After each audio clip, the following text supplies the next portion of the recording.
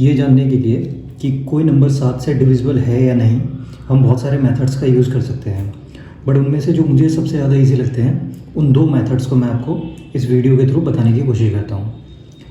7 की डिविजिबिलिटी को चेक करने के लिए हम पहले एक नंबर लेते हैं, उस नंबर के थ्रू समझने की कोशिश करते हैं कि वो डिविजिबल है या नहीं है। जैसे एग्जांपल के लिए मैंने एक नंबर लिया 175। अब हमें ये चेक करना है ये 7 से डिविजिबल है या नहीं है। हम इसमें सबसे आखिरी नंबर को 2 से मल्टीप्लाई करेंगे। क्या नंबर आया? 10।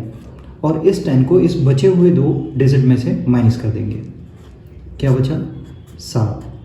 अब यही 7 से डिविजिबल है या नहीं है? है, बिल्कुल है। तो फिर ये नंबर भी 7 से डिविजिबल होगा। इसी तरह एक और नंबर लेते हैं 546। अब क्या ये 7 से डिविजिबल है या नहीं है? देखते हैं। आखिरी के डिजिट को 2 से मल्टीप्लाई करेंगे और फिर इस बचे हुए 2 डिजिट में से माइनस कर देंगे। 6 2 जा 12, तो 12 इसमें से माइनस कर देंगे। 4 - 2 2, 5 - 1 4। ये 42 7 के टेबल में आता है। तो ये नंबर भी 7 से डिविजिबल है, मतलब 546 भी 7 से डिविजिबल है।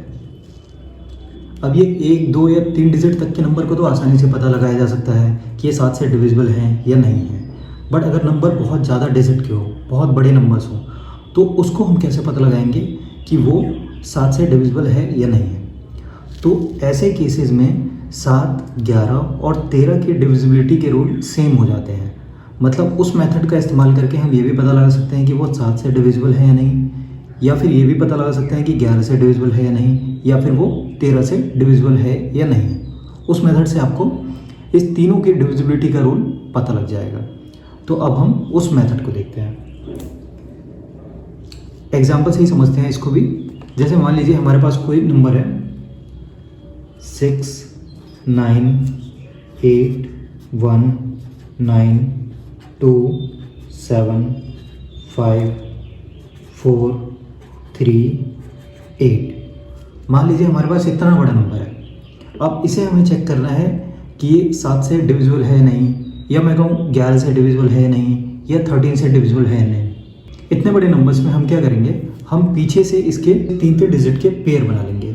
तो एक ये पेयर बन जाएगा, एक ये बन जाएगा, एक ये बन जाएगा, और लास्ट में अगर कोई नंबर पेयर नहीं बना पाता 3 का, तो जितने हैं उतने के ही पेयर बना लेंगे हम, और एक ये बन जाएगा।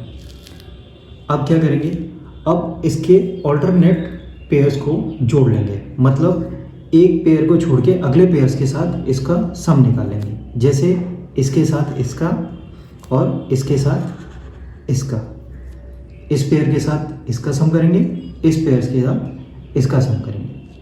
निकाल लेते हैं।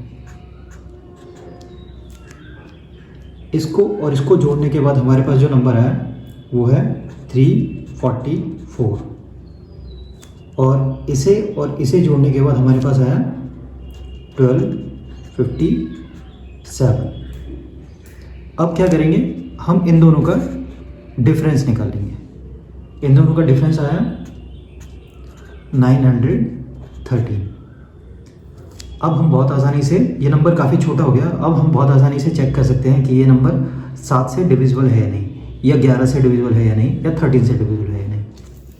तो अगर मुझे इसकी 7 की डिविजिबिलिटी चेक करनी होगी तो सिंपल वही, इसकी लास्ट के डिजिट को 2 से मल्टीप्लाई कर दूंगा, 3 2 जा 6, और इस 91 में से 6 को माइनस कर दूंगा, बचा 85।